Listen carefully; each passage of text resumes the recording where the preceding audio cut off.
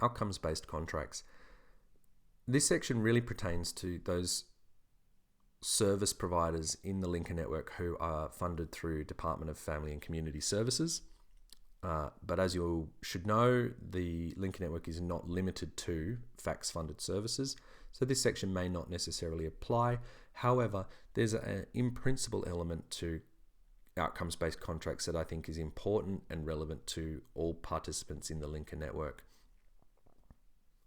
We have for a long time, and this is not limited to FACTS-funded contracting, operated in an environment where government funding contracts, or not even government funded, but community services funding contracts have been focused on outputs with a quite rigid kind of structural way of contracting.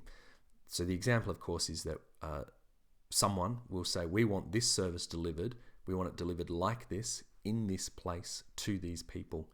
And the provider says, yep, okay, we can do that for you. And at the end of that period, they report back and they said, we had this many bums on seats and we spent all your money. And that has been historically, broadly speaking, the way that we have seen contracting work in this sector. The Lincoln Network, and really this has occurred in parallel with what the TEI, the Targeted Early Intervention reform that's happening within Department of Family and Community Services, have been working together and in parallel, saying what the sector really needs and what people and families in our communities need are outcomes-based contracts. So contracts that say are less prescriptive around the who and the how and the where, but around saying these are the outcomes that we want to see achieved within this community. We want children to be safe in their home. We want similar examples to that. And that's what the contractors are asking for, and then the service provider is left to determine how best to do that using their local knowledge, responding to local need, etc.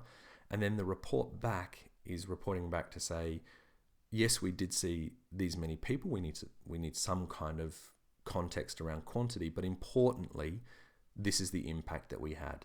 This is the difference that we made for these people. This many people were better off. And so that's the work that's currently underway and is moving quickly towards finalisation within Department of Family Community Services relating to the TEI reform. And the Lincoln Network welcomes that and welcomes outcomes-based contracting as a better way to deliver services. In your toolbox, there's a link there to the TEI reform page. If you'd like some more information about what's happening or the latest updates on what's happening with that, you can access that from the reform page.